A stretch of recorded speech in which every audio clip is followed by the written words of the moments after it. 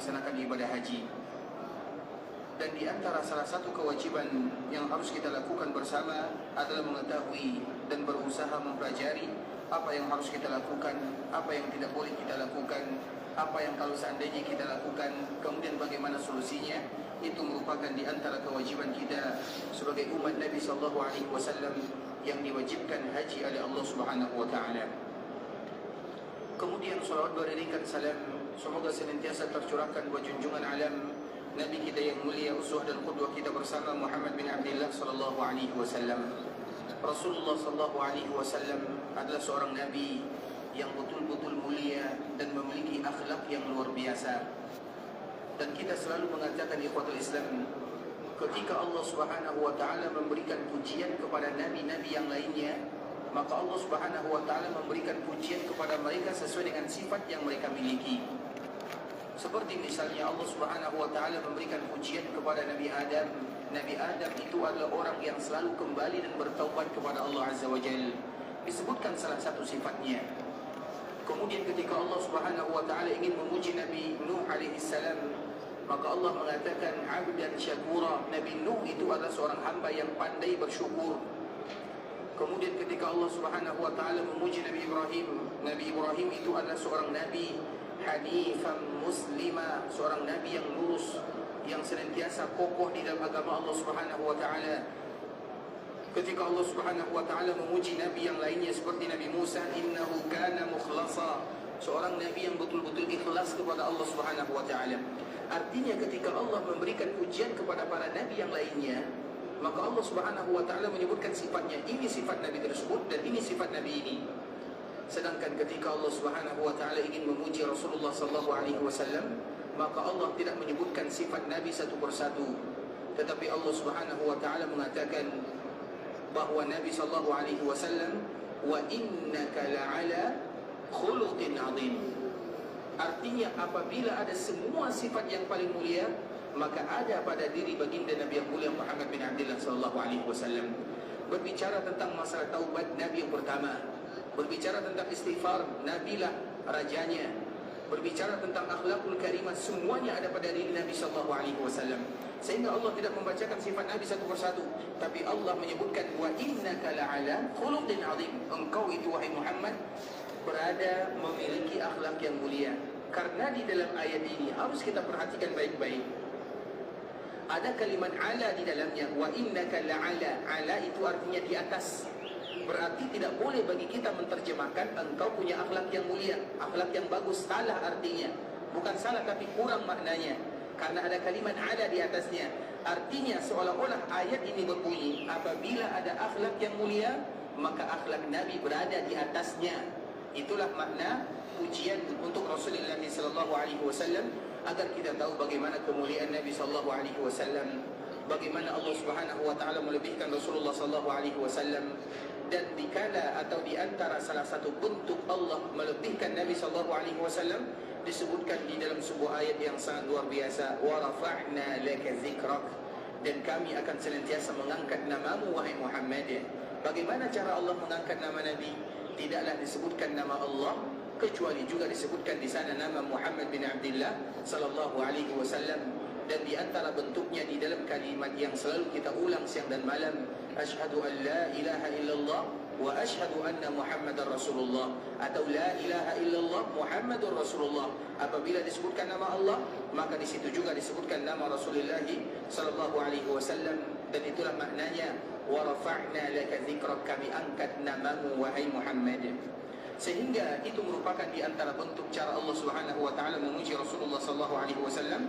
Dan kita pun sebagai umat Nabi sallallahu alaihi wasallam ingin senantiasa memberikan pujian yang terindah dan terbaik untuk Rasul kita Muhammad bin Abdullah sallallahu alaihi wasallam. Dan di antara bentuk pujian kita kepada Rasulullah sallallahu alaihi wasallam adalah dengan senantiasa mengucapkan salam dan selawat kepada Rasulullah sallallahu alaihi wasallam. Allahumma salli ala Muhammad wa ala ali Muhammad kama sallaita ala Ibrahim wa ala ali Ibrahim innaka Hamidum Majid. Allahumma barik ala Muhammad wa ala ali Muhammad kama barakta ala Ibrahim wa ala ali Ibrahim innaka Hamidum Majid. Ikhwatul Islam, saudara kaum muslimin, para tetamu Allah, para duyufur Rahman rahimani wa rahimakumullah. Pada kesempatan kali ini kita akan kembali melanjutkan pembahasan kita yang sebelumnya, yaitu terhenti atau kita kemarin membahas tentang masalah melontar jamarat pada tanggal 10 Zulhijjah. Dan sekarang kita akan kembali membahas tentang masalah jamarat ikhwatul Islam pada tanggal 11, 12 dan 13 Zulhijjah.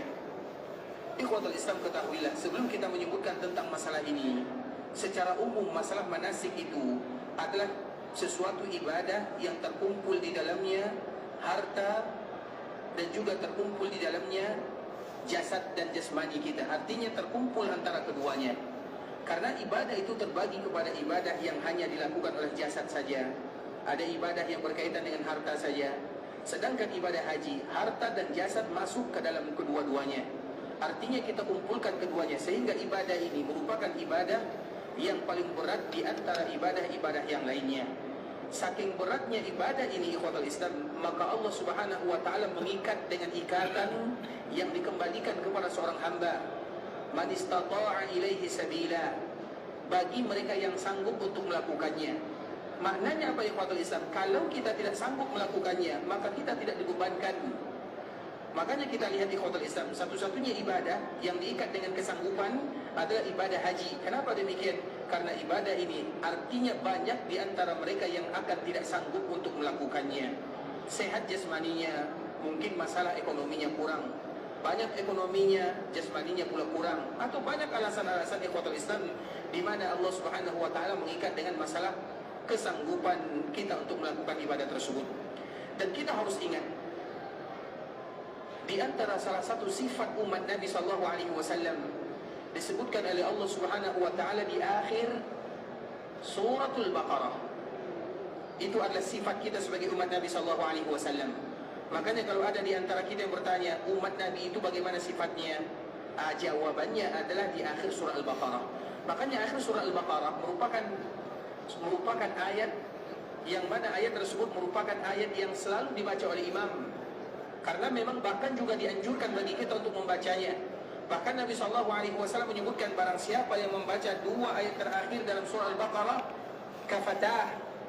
Kafatah itu artinya cukup bagi dirinya. Artinya Allah yang akan mencukupkan dirinya. Itu makna daripada kalimat kafatah.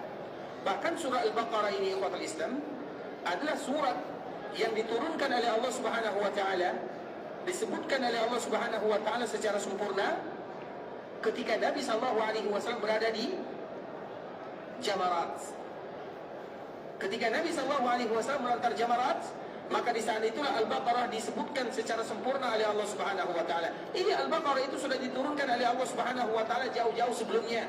Tapi dikala Nabi berada di Jamarat, terutama Jamarat Aqabah, karena di Jamarat Aqabah itu ikhwatul Islam nanti akan kita sebutkan bagaimana rangkaian ibadah yang harus kita lakukan dikala kita berada di Jamarat Aqabah, terkhusus pada tanggal 10, tanggal 11, 12 dan 13. Karena dikala kita sampai di Jamarat Aqabah, maka tidak ada lagi ibadah khusus yang akan kita lakukan. Kemudian ikhwatul Islam, ayat ini diturunkan di sana atau secara sempurna diturunkan di sana karena ayat ini menyebutkan sifat umat Muhammad bin Abdullah sallallahu alaihi wasallam. Dan di antara sifat umat Nabi sallallahu alaihi wasallam disebutkan 3 ayat terakhir di dalam surah Al-Baqarah. Siapa yang hafal 3 ayat terakhir surah Al-Baqarah? Apa awalnya? Baik, lillahi ma fis samawati wa ma fil ardh. Artinya, karena arti yang pentingnya sekarang kita akan sebutkan.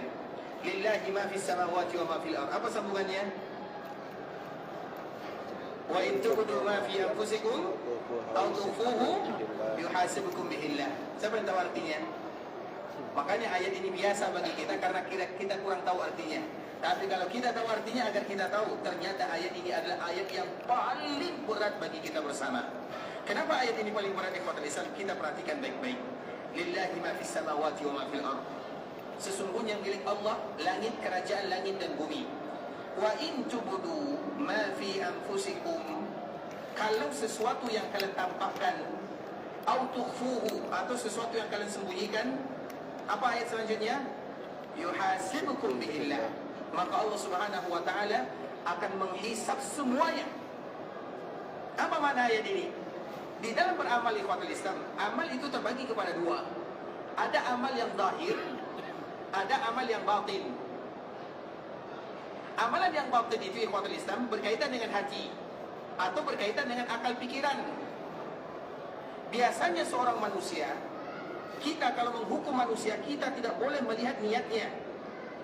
Bisa dipahami? Ada orang yang mencuri dengan tujuan barang curiannya untuk dibagi-bagikan kepada fakir dan miskin. Kalau kita melihat orang ini, tujuan dia baik atau tidak? Pekerjaan dia baik atau tidak? Nah, kita sebagai manusia biasa, mana yang harus kita lihat? Tujuannya atau pekerjaannya? Anggaplah kita sebagai seorang wali hakim, ketua RT lah. Misalnya ada di antara rakyat kita atau di antara masyarakat kita yang melakukan perkara ini. Dia mencuri, tujuannya banyak anak fakir dan miskin yang mereka belum makan. Tujuannya untuk diberikan makan. Nah, kita sebagai hakim, apa yang harus kita lihat? Pekerjaannya atau niatnya? Dua-duanya. Yang biasa menjadi hakim di sini, atau artinya yang biasa memutuskan hukuman, mana yang harus kita lihat?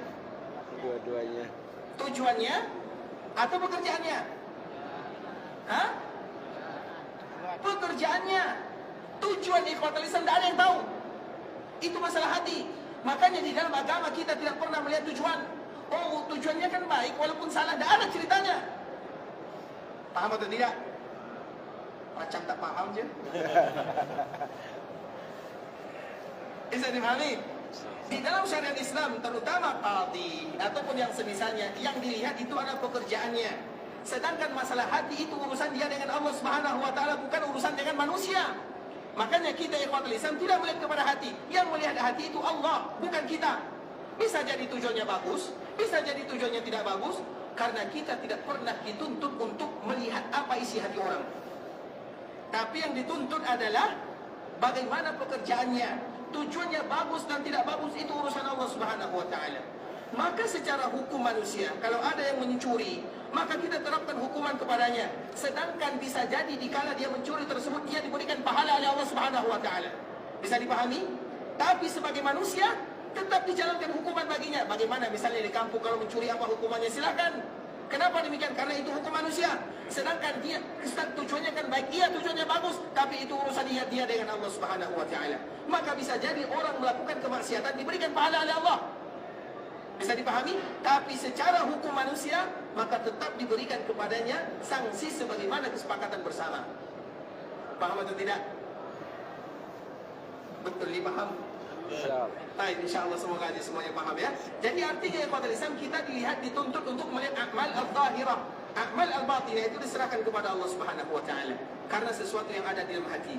Makanya ikhwatul Islam, dulu Nabi pernah mengutus para sahabatnya, dan salah satu yang diutus adalah orang yang paling dicintai oleh Nabi SAW, sehingga dia mendapatkan gelar Hubbu Rasulillah.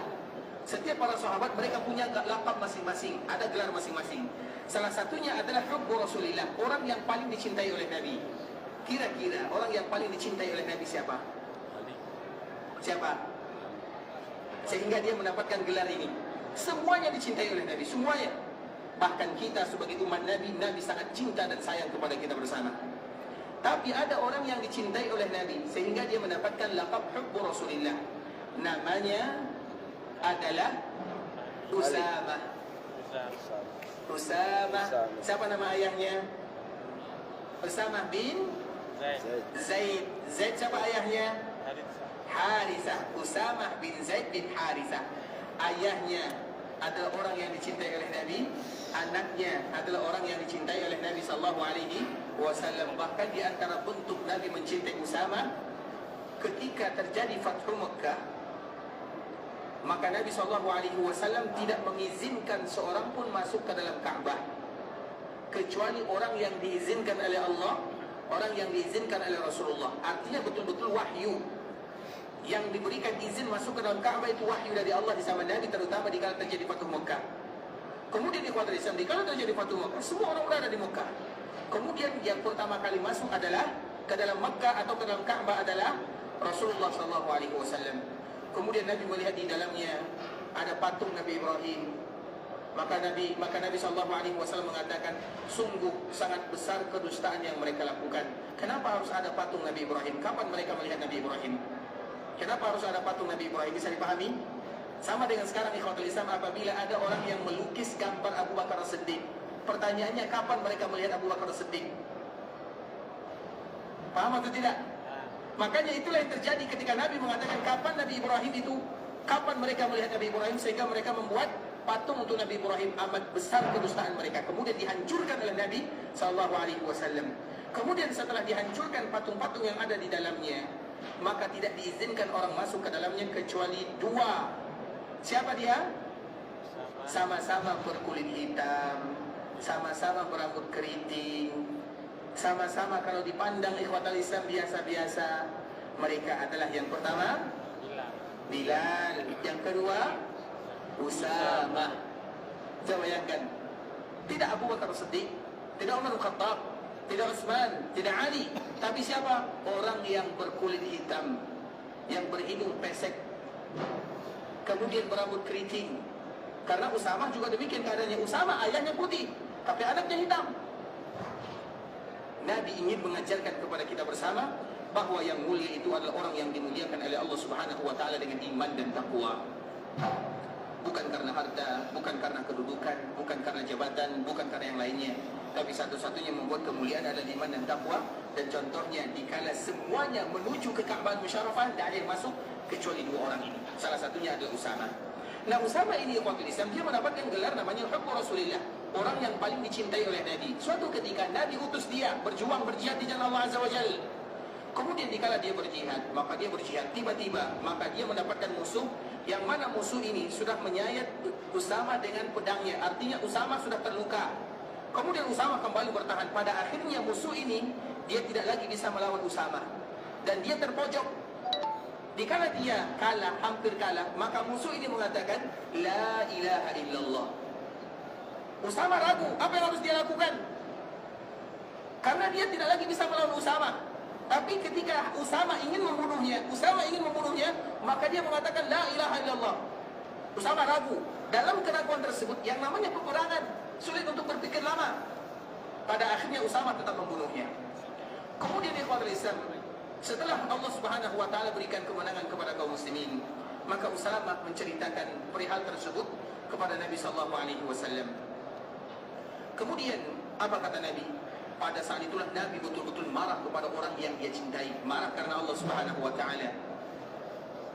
Apa kata Rasulullah? "Madza fa'alta bi la ilaha illallah?" Wahai Usamah, apa yang akan kamu lakukan dengan la ilaha illallah? Usamah menjelaskan, "Ya Rasulullah, dia mengatakan kalimat ini karena takut aku membunuhnya, karena dia sudah tidak bisa lagi melawan." Biasanya kalau orang tidak lagi bisa melawan, dia akan melakukan segala macam cara agar dia bebas. Nah, Usamah memperhatikan orang ini, karena dia tidak bisa lagi melawan, pedangnya sudah jatuh. Dikala Usamah ingin membunuhnya, dia mengucapkan la ilaha illallah. Secara zahir, tujuan dia mengucapkan kalimat ini adalah untuk membela dirinya. Bisa dipahami ceritanya. Tapi Nabi tetap marah kepada Usamah sambil mengatakan, "Madza fa'alta bi la ilaha illallah?" Nanti wahai Usamah, apa yang kamu lakukan dengan kalimat la ilaha illallah? Usamah mengatakan, "Ya Rasulullah, dia mengatakan kalimat ini untuk melindungi dirinya." Apa kata Nabi? "Asyaqaqta an qalbi?"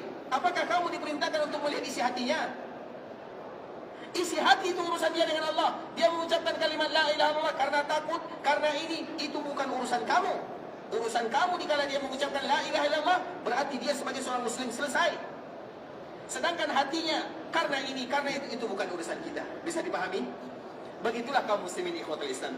Jadi masalah hati, kita tidak boleh melihat hati manusia. Tujuannya ini, itu urusan dia dengan Allah Subhanahu wa taala. Tapi yang kita perhatikan adalah amalan-amalan yang zahir. Amalan hati ini ikhwatul Islam, karena amalan hati ini berubah-ubah. Kadang baik, kadang tidak baik. Dan hati itu banyak macamnya. Ada namanya hamun, ada namanya niat, ada namanya khatara, ada perbuatan yang kita masih terlintas, apa namanya, biasanya ada sesuatu yang kita inginkan masih terlintas, baik itu kebaikan ataupun keburukan. Terutama misalnya masalah keburukan, ada orang yang ingin melakukan keburukan tapi masih terlintas di dalam hatinya atau di dalam akalnya, belum dia niatkan. Nah, orang seperti ini, dia sudah mendapatkan dosa atau tidak? Orang yang masih terlintas perbuatan buruk di hatinya, sudah mendapatkan dosa atau tidak? Belum. Sudah mendapatkan dosa. Dengan ayat yang pertama ini. Itulah makna ayat ini. lillahi mulku samawati lillahi ma fis samawati wa ma fil ard wa in tubdu ma fi anfusikum aw tukhfu. Makanya ayat ini berat, ikhwatul Islam, berat. Kenapa berat? Allah mengatakan sesuatu yang kalian lakukan secara jelas. Kalau sesuatu yang kita lakukan secara jelas, kebaikan atau keburukan, kemudian dihisab oleh Allah, biasa.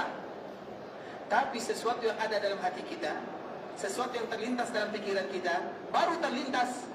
Kalau kebaikan, iyalah, tidak menjadi masalah, alhamdulillah. Tapi kalau seandainya keburukan, dan kita tahu betapa banyak terlintas keburukan dalam akal pikiran kita karena ada qarin yang senantiasa menggoda kita. Makanya banyak kali aku ingin melakukan keburukan ini, tapi masih terlintas. Nah, ayat ini mengatakan kalau baru terlintas saja sesuatu yang ada dalam pikiran, apapun namanya, isi hati kalian, maka kalian akan diberikan dosa oleh Allah Subhanahu wa taala. Bisa dipahami ayat ini? Itulah makna ayat tersebut. Sehingga ayat ini berat bagi para sahabat Nabi karena mereka tahu maknanya. Makanya Allah Subhanahu wa taala menyebutkan wa in tubdu ma fi anfusikum aw tukhfuhu yuhasibukum billah. Semuanya Allah akan hisab tanpa terkecuali. Kemudian ikhwatul Islam, ayat ini turun. Ketika ayat ini turun, kita ingin menyebutkan siapa umat Nabi Muhammad sallallahu alaihi wasallam. Ketika ayat ini turun ikhwatul Islam, maka para sahabat semuanya mengadu. Karena mereka tahu betapa beratnya ayat ini. Mereka datang kepada Nabi sambil mengadu, "Ya Rasulullah, ada ayat yang berat bagi kami untuk menerimanya, sulit sekali ya Rasulullah." Maka Nabi bertanya, ayat yang mana? Maka para sahabat mengatakan, lillahi ma fis samawati wa ma fil ardi wa in tubdu ma fi anfusikum wa tukhfuhu yuhasibkum bihillah. Dikala Nabi sallallahu alaihi wasallam mendengarkan para sahabat mengatakan yang demikian, Nabi marah. Kenapa marah? Karena para sahabat ini komentar terhadap ayat yang Allah turunkan. Dan kita tidak boleh komentar terhadap aturan Allah di dunia. Apapun yang Allah perintahkan, kita tidak boleh komentar. Yang harus kita lakukan adalah melakukannya. Karena bukan urusan kita untuk berkomentar. Kita statusnya tidak lebih daripada hamba Allah. Itu status kita. Kemudian Nabi SAW marah. Kenapa kalian mengatakan yang demikian? Tidakkah kalian tahu umat sebelumnya terjadi kepada mereka perkara yang sama? Ketika Allah turunkan ayat, Allah turunkan firman, Allah turunkan perintah, Allah turunkan larangan, apa ucapannya? Apa yang mereka katakan? Wa qalu sami'na wa 'asaina. Kami dengar, tapi kami tidak melakukannya. Itu ucapan umat-umat sebelumnya. Apakah kalian mau sama dengan umat-umat sebelumnya? Dan itu juga dituliskan oleh Allah dalam surah Al-Baqarah. Ketika Allah berbicara tentang Bani Israel, ketika Allah berbicara tentang umat sebelumnya, ketika Allah perintahkan waqadu, mereka mengatakan sami'na, kami dengar, wa 'asaina, tapi kami tidak mau melakukannya. Maka Nabi marah sambil memberikan pelajaran kepada para sahabatnya. Jangan kalian mau sama seperti mereka, tapi ucapkanlah sami'na wa ata'na. Ketika Nabi memberikan penjelasan, maka semua para sahabat mengatakan sami'na wa ata'na. Walaupun berat, kami akan menerimanya, kami akan taat. Baru saja mereka mengatakan sami'na wa ata'na, maka Allah turunkan ayat berikutnya. Apa ayat berikutnya?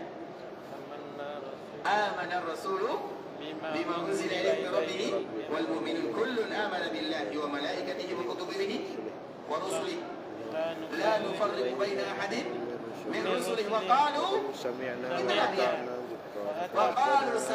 wa ata'na ghufranaka rabbana wa ilaikal masir. Baru saja mereka mengatakan sami'na wa ata'na, Allah langsung turunkan ayat berikutnya. Itulah sifat umat Nabi sallallahu alaihi wasallam. Seberat apapun ibadah yang diwajibkan oleh Allah Subhanahu wa taala kepada mereka, yang pertama kali mereka ucapkan sami'na wa ata'na, bukan banyak bertanya, ya Allah ini begini. Enggak, sami'na wa ata'na. Paham sampai di sini? Kemudian ikhwatul Islam, ketika mereka mengatakan sami'na wa ata'na, maka Allah turunkan wa qalu sami'na wa ata'na ghufranak. Ya Allah, walaupun kami mendengar dan mengetahui, tapi kami selalu berharap akan ampunan.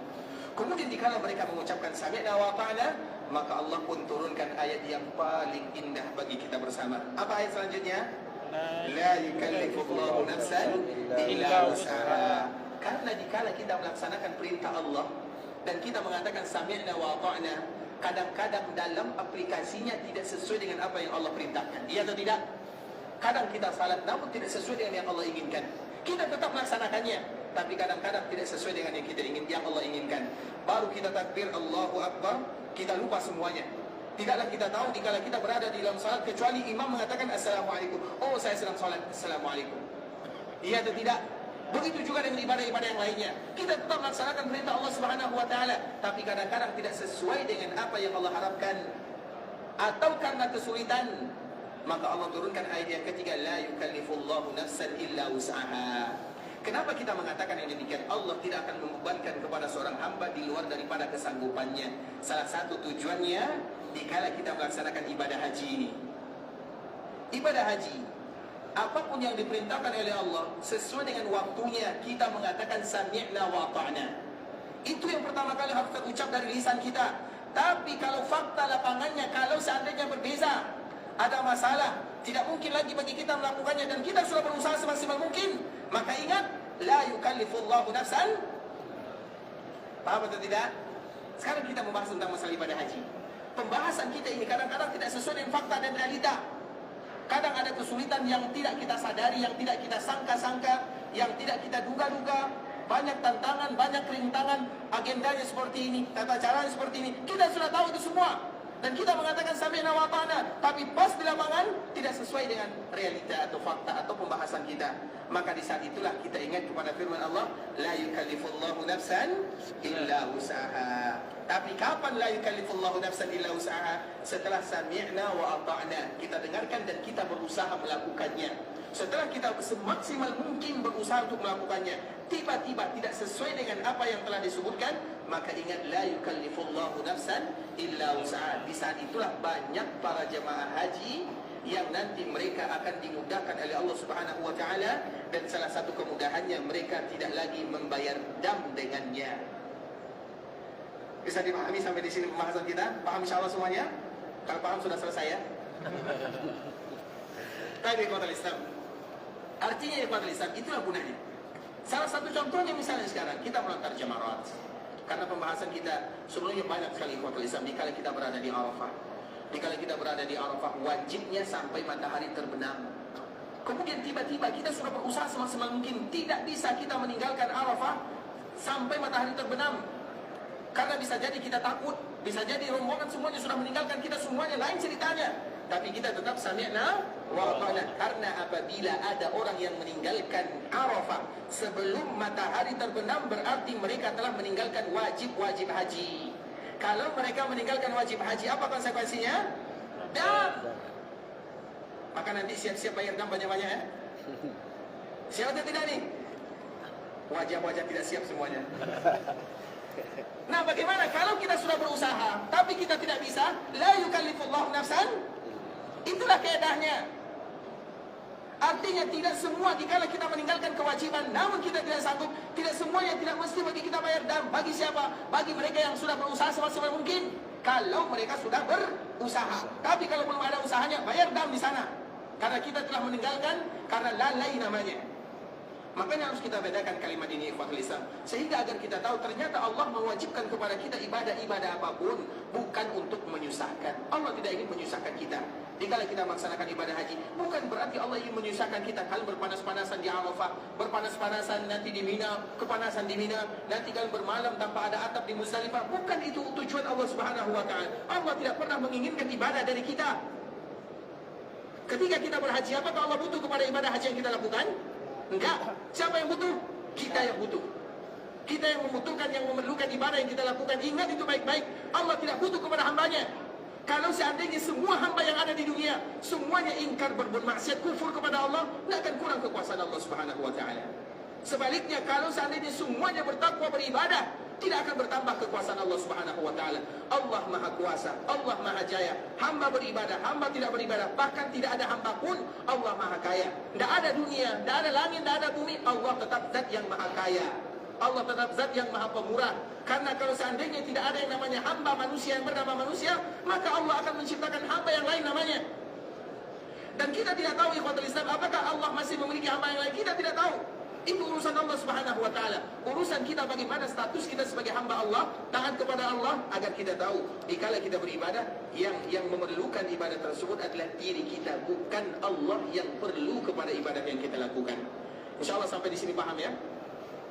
Kemudian ikhwatul Islam, kemarin kita membahas tentang masalah melontar jamarat, dan kita telah menyelesaikan masalah jamarat pada tanggal 10 Dzulhijjah. Sekarang kita akan membahas tentang melontar jamarat pada tanggal 11 Dzulhijjah. Kemarin kita menyebutkan ikhwatul Islam beberapa poin di dalam masalah melontar jamarat, dan kita akan kembali mengulangnya. Yang pertama, melontar jamarat pada tanggal 11, 12, dan 13, maka itu termasuk ke dalam wajib-wajib haji. Kalau ada orang yang meninggalkan wajib haji, ibadah hajinya sah atau tidak? Sah atau tidak? Sah, tapi tidak sempurna. Kalau yang ditinggalkan wajib sah tapi tidak sempurna, bagaimana supaya kembali disempurnakan? Maka ditutup dengan dam atau hadyu atau dam. Bisa dipahami? Dan dam itu yang wakil Islam atau hadyu. Hadyu untuk mereka yang haji tamattu atau haji qiran, maka itu boleh dimakan sama dengan daging kurban. Bahkan dianjurkan kalau bisa, kalau kita tahu maka dimakan dagingnya.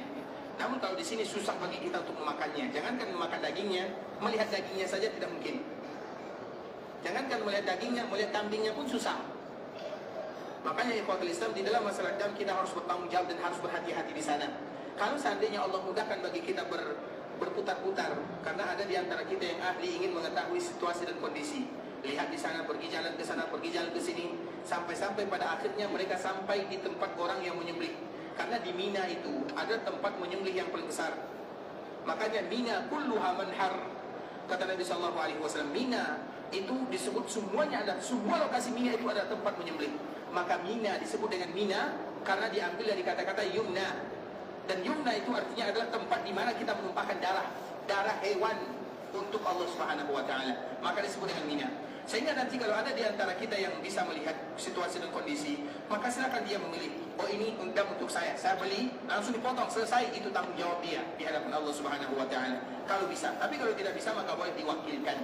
Hanya saja dipastikan bahwa yang disembelih itu sesuai dengan kriteria, sama dengan kriteria kita berkorban.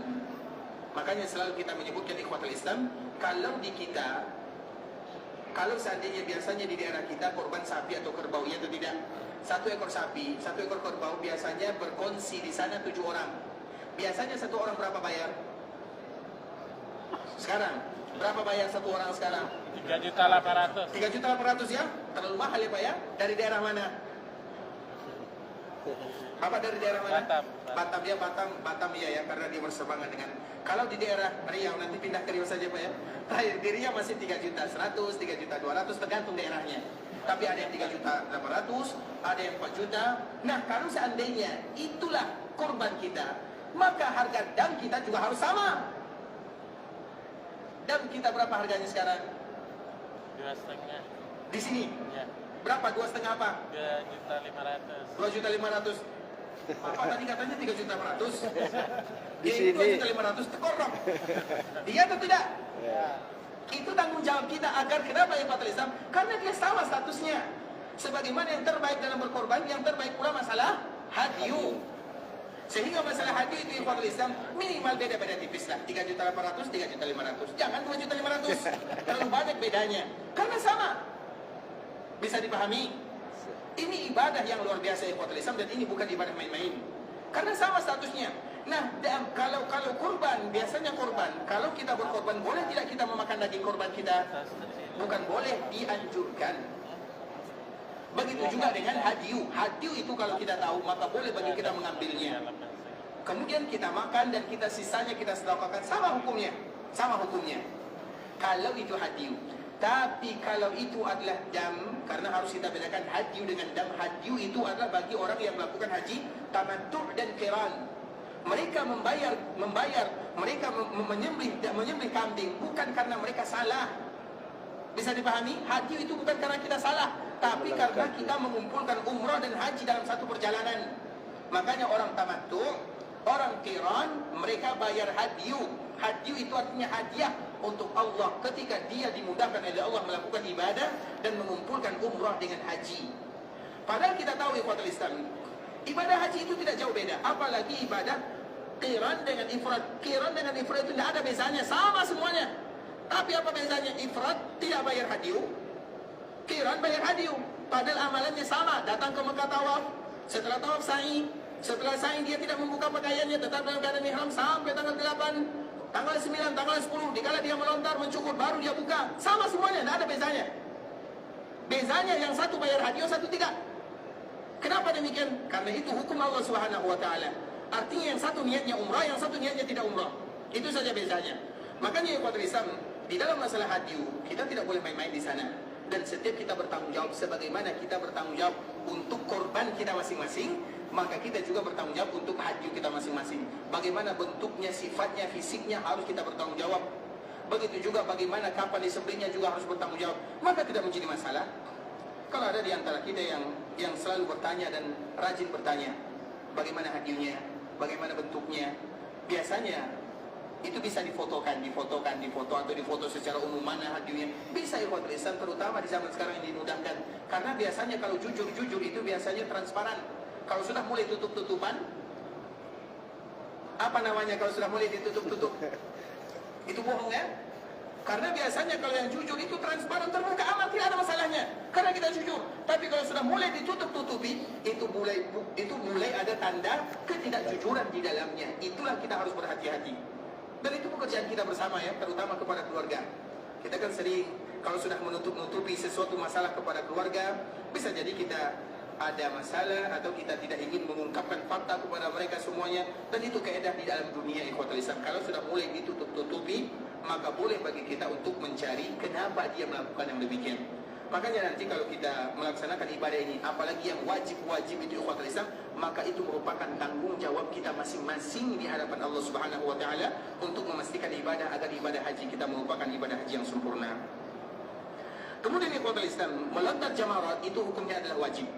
Dan tidak boleh kita bermain-main, artinya tidak boleh kita sembarangan di sana. Makanya setiap orang bertanggung jawab tentang melontarnya, kecuali kalau mereka yang sakit, yang sudah tua tidak lagi bisa berjalan, atau anak-anak itu baru diwakilkan. Bisa dipahami? Jadi wakil melontar itu boleh atau tidak?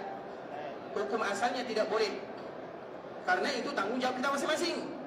Kecuali kalau orang tua tidak bisa berjalan, atau pakai kursi roda akan menyulitkan, atau anak-anak, atau orang yang mungkin tidak bisa berjalan karena sakit, atau mereka yang harus dirawat di rumah sakit, atau alasan-alasan yang lainnya, maka baru diwakilkan.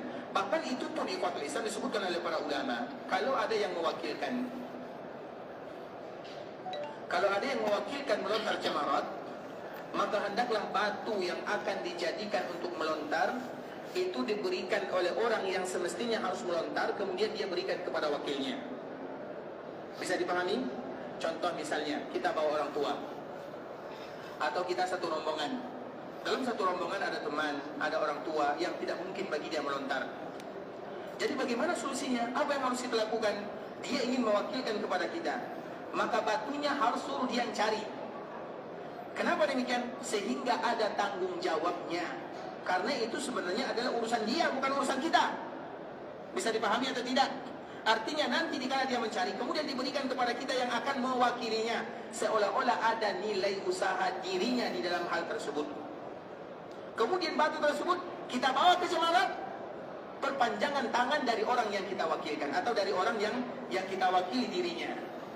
Insyaallah jelas ya, terutama bagi yang mewakil atau bagi yang mewakilkan, suruh dia sedikit bekerja, cari batu mana batunya, kemudian diberikan batu tersebut kepada kita, sehingga dia tetap terhitung sebagai orang yang melontar melalui perpanjangan tangan orang yang mewakili dirinya. Saking segitunya para ulama menyebutkan ikhwatul Islam bahwa kewajiban melontar jamarat pada tanggal 11, 12 dan 13 Zulhijjah. Kemudian ikhwatul Islam, kemarin kita telah menyebutkan beberapa contoh batu, yang mana batu tersebut tidak boleh terlalu besar, tidak boleh terlalu kecil, sebagaimana Nabi SAW memerintahkan Fadl bin Abbas. Fadl bin Abbas itu artinya sepupu Nabi, karena Al-Abbas itu adalah paman Nabi. Paman Nabi satu-satunya yang tersisa adalah Al-Abbas, karena paman Nabi itu jumlahnya 10. Ada yang menyebutkan 12, ada yang menyebutkan 13 paman Nabi. Anaknya Syaibah. Kita tahu Syaibah? Siapa Syaibah? Syaibah itu artinya, atau Syaibah itu adalah Abdul Muttalib. Siapa Abdul Muttalib? Kakek Nabi. Siapa Syaibah? Sama, karena Abdul Muttalib itu namanya adalah Syaibah. Syaibah ini punya anak, ada yang menyebutkan 10, ada yang menyebutkan 12, ada yang menyebutkan 13. Karena dia dulu bernazar, satu-satunya anak yang pertama namanya Harith. Kemudian dia bernazar kepada Allah, ya Allah, kalau aku memiliki anak lebih daripada 10, aku sembelih salah satunya. Itulah ceritanya. Kemudian ikhwatul Islam, paman Nabi ini dari Syaibah itu ada 10. Ada yang menyebutkan 12, ada yang menyebutkan 13. Kemudian ketika Nabi diutus menjadi Nabi, yang tersisa dari paman Nabi hanya 4 orang sahaja. Abu Talib, Abu Lahab, Hamzah, Al-Abbas. Tinggal 4 orang sahaja. Yang lain mereka sudah meninggal sebelum Nabi diutus menjadi Nabi dan menjadi Rasul. Kemudian dari 4 orang ini 2 ikut Nabi. Yang pertama Hamzah dan yang kedua adalah Al-Abbas. Sedangkan Hamzah dia meninggal. Kapan dia meninggal? Perang Badar. Dikala terjadi perang Badar atau Khandaq? Uhud. Perang Uhud. Kemudian ikhwatul Islam, dikala dia meninggal terjadi perang Uhud, maka berarti paman Nabi tersisa berapa orang? 3. Berapa sisa paman Nabi? 1. Yang tadi ikut kepada Nabi, yaitu Al-Abbas. Abu Talib kan sudah meninggal. Abu Lahab juga sudah meninggal. Hamzah juga sudah meninggal. Yang terlambat meninggalnya Abu Lahab, walaupun dia belum meninggal, tapi dia bukan paman Nabi secara agama, karena dia tidak ikut bersama Nabi. Bahkan ada ayat turun khusus untuk dirinya. Sehingga yang tersisa dari paman Nabi siapa? Al-Abbas. Al-Abbas ini ikhwatul Islam, ketika dia satu-satunya paman Nabi yang tersisa, maka sebahagian para ulama mengatakan dia adalah bagian daripada Ahlul Bait. Kalau paman Nabi bukan termasuk Ahlul Bait, lantas siapa lagi yang Ahlul Bait? Kalau cucu Nabi sudah pasti, dari Fatimah sudah pasti. Karena keluarga Nabi itu banyak. Makanya sampai sekarang ikhwatul Islam, mereka yang berasal dari jalur Al-Abbas, maka nama terakhirnya disebut dengan Al-Abbasi, Abbasi. Kalau di sini ikhwatul Islam, yang diabadikan nama di belakangnya, makanya ada kalau dia keturunan Hasan, maka disebut dengan Al-Hasani terakhirnya. Kalau dia dari Husain Al-Husaini, kalau dia Al-Abbas, Abbasi. Bahkan ada juga Al-Abdali. Apabila itu akhir daripada namanya, maka ketahuilah dia ada keturunan Rasulullah atau keluarga Rasulullah Sallallahu Alaihi Wasallam yang disebut dengan Ahlul Bait. Bisa dipahami? Itulah Ahlul Bait. Bagaimana hadis yang dikeluarkan oleh Imam Ahmad rahimahullahu taala, ternyata Ahlul Bait itu banyak. Bukan hanya dari jalur Hasan dan Husain saja, tapi juga ada jalur dari yang lainnya. Maka semuanya disebut dengan Ahlul Bait. Karena harus kita bedakan antara Ahlul Bait dengan Dzurriyyah. Dzurriyyah itu lain cerita. Ahlul Bait itu lebih luas. Dan kita diperintahkan untuk berselawat kepada mereka semuanya. Makanya di dalam selawat ikhwatul Islam, ini selawat ini harus kita hafal ya. Selawat yang diriwayatkan oleh Amr bin Hizam dari sahabat Nabi radhiyallahu ta'ala anhu, Allahumma salli ala Muhammad wa ala ahli baiti wa ala azwajihi wa dhurriyyatihi kama sallaita ala Ibrahim wa ala ali Ibrahim innaka Hamidum Majid. Allahumma barik ala Muhammad wa ala ahli baitihi wa ala azwajihi wa dhurriyyatihi kama barakta ala Ibrahim wa ala ali Ibrahim innaka Hamidum Majid. Siapa yang sudah hafal? Nah, siapa yang sudah hafal? Ini selawat yang paling indah, terutama bagi kita yang cinta kepada keluarga Nabi dan keturunan Nabi. Itulah yang semestinya harus kita lakukan. Nah, siapa pertanyaannya, siapa yang hafal? Atau kita tidak pernah mendengarkannya? Inilah selawat yang sesungguhnya ikhwatul Islam. Allahumma salli ala Muhammad wa ala ahli baiti wa ala azwajihi wa dhurriyyatihi. Ya Allah, sampaikan selawat kami kepada Nabi Muhammad, kepada ahlul bait, kepada para istrinya, dan kepada dzurriyyatnya atau keturunannya. Allahumma salli ala Muhammad wa ala ahli baiti wa ala azwajihi wa dhurriyyatihi kama sallaita ala Ibrahim wa ala ali Ibrahim innaka Hamidum Majid. Allahumma barik ala Muhammad wa ala ahli baiti wa ala azwajihi wa dhurriyyatihi kama barakta ala Ibrahim wa ala ali Ibrahim innaka Hamidum Majid. Siapa yang hafal? Ada? Macam mana kita nak cinta sama Nabi, kepada keluarga Nabi, Ahlul Bait Nabi, kalau kita tak hafal yang selawat yang macam ini? Ulang sekali lagi. Baik. Allahumma salli ala Muhammad wa ala ahli baitihi wa ala azwajihi wa dhurriyyatihi kama sallaita ala Ibrahim wa ala ali Ibrahim innaka Hamidum Majid. Allahumma barik ala Muhammad wa ala ahli baitihi wa ala azwajihi wa dhurriyyatihi kama barakta ala Ibrahim wa ala ali Ibrahim innaka Hamidum Majid. Mudah kan? Sebenarnya mudah tapi susah. Tak siapa yang hafal? Tak, silakan. Allahumma salli ala Muhammad wa ala ahli baitihi wa ala azwajihi wa dhurriyyatihi kama sallaita ala Ibrahim wa ala ali Ibrahim innaka Hamidum Majid. Allahumma barik ala Muhammad wa ala ahli baitihi azwajihi wa dhurriyyatihi. Baik.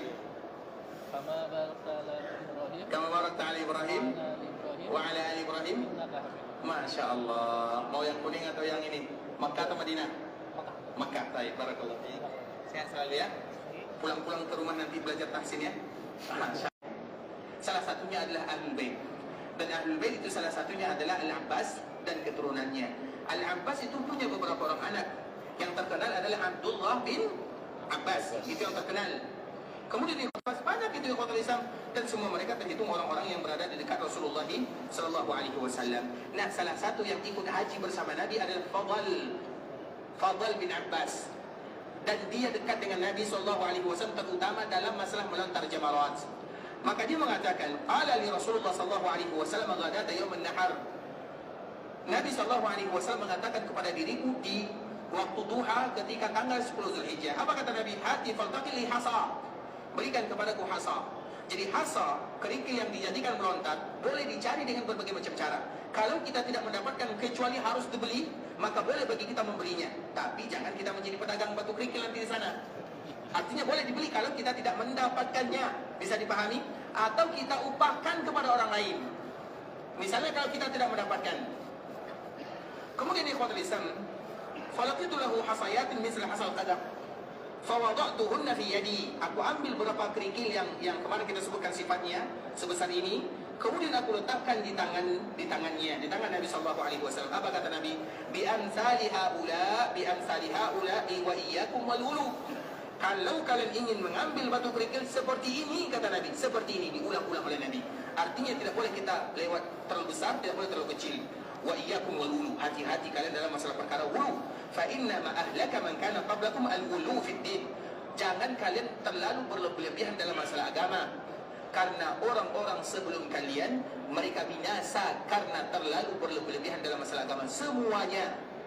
Makanya dalam syariat Nabi sudah jelas ikhwatul Islam, semuanya sudah jelas.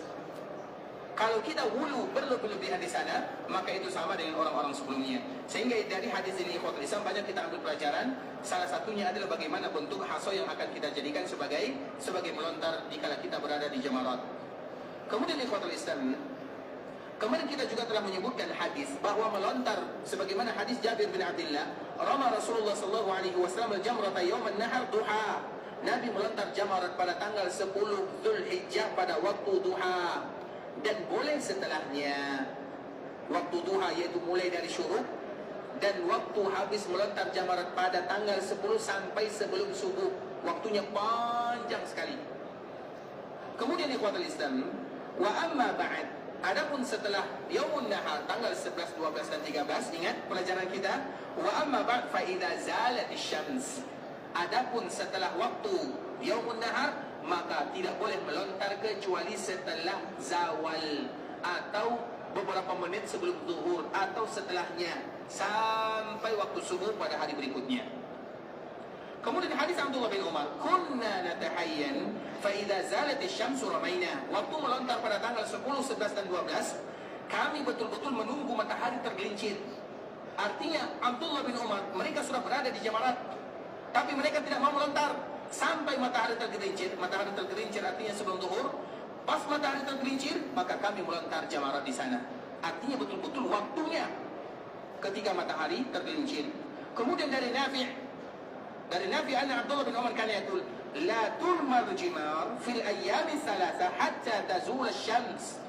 Ini lebih kuat lagi.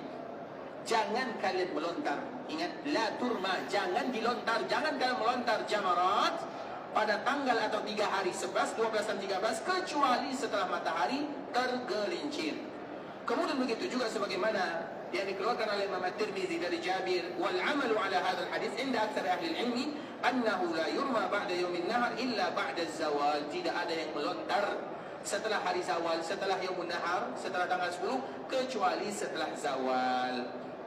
Jadi waktu zawal ikhwatul Islam tanggal 11 itu waktunya dari zuhur atau sebelum zuhur sampai sebelum subuh. Artinya masih panjang waktunya. Kalau tidak bisa di waktu zawal karena macet, setelah zuhur tidak bisa, setelah asar tidak bisa, maka cari waktu di malam hari. Dan di malam hari itu adalah waktu bagi kita yang merasa lemah. Sebagaimana Abdullah bin Umar memerintahkan istrinya yang bernama Safiyah. Jadi mereka memerintahkan keluarganya untuk melontar jamarat di malam hari. Kenapa? Yang pertama, untuk lebih mudah dingin, karena biasanya musim haji itu panas. Apalagi tahun ini, 2 tahun ini waktu Islam panas lebih daripada 50. Semoga Allah mudahkan bagi kita melaksanakan ibadah haji. Kemudian ikhwatul Islam, sehingga bagaimana caranya? Kenapa harus kita melontar di siang hari bersama orang-orang yang kepanasan? Kalau kita tidak kuat, kalau kita kuat silakan, kapanpun silakan, selama itu dari zawal. Tapi kalau kita tidak kuat, apalagi bawa orang tua, atau yang bawa anak-anak, atau yang bawa keluarga, maka melontar di malam hari. Yang pertama dingin, tidak ada terik matahari, atau tidak terlalu panas. Yang kedua, lebih tidak banyak orang melontar di sana. Karena di malam hari itu ikhwatul Islam jarang orang yang pergi ke jamarat. Yang kita lihat orang-orang berada di sekitar jamarat santai, terutama makan indomie, apalagi mie yang mantap. Itu yang akan kita saksikan di sana.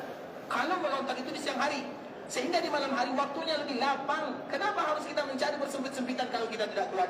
Apalagi kalau kita bawa keluarga. Kenapa harus sebelum subuh atau setelah subuh? Kenapa harus setelah subuh? Kenapa tidak malam hari? Itu tanggal 11. Begitu juga tanggal 12. Tanggal 12 itu dari zuhur atau dari zawal sampai subuhnya. Sedangkan tanggal 13 itu dari zawal sampai matahari terbenam sahaja.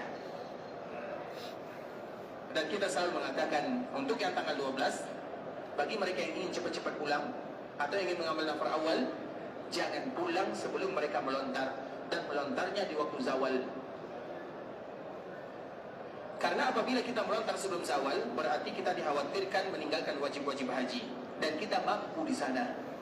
Dan itulah yang selalu kita katakan di ikhwatul Islam, yang nafar awal atau yang nafar tsani, maka hendaklah melontar di waktunya. Kalau ada, karena biasanya orang nafar awal, kenapa mereka melontar di waktu pagi? Alasannya nanti kalau kita melontar setelah zuhur, kita tidak bisa pulang.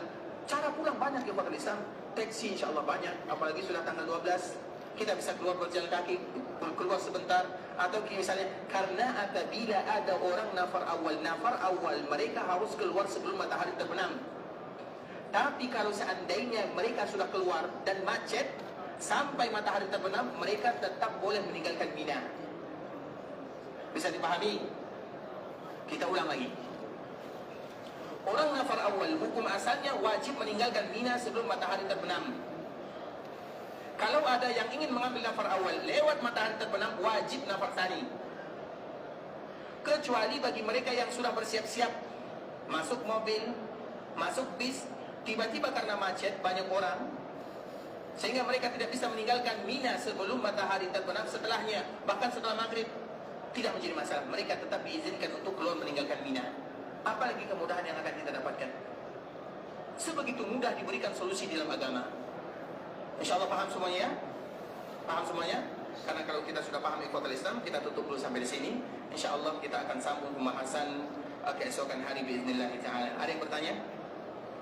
Kemudian kemarin kita menyebutkan ikhwatul Islam di antara salah satu solusi karena kita mencari solusi untuk yang nafar awal yang ingin cepat pulang, bagaimana supaya nanti mereka tidak kena denda.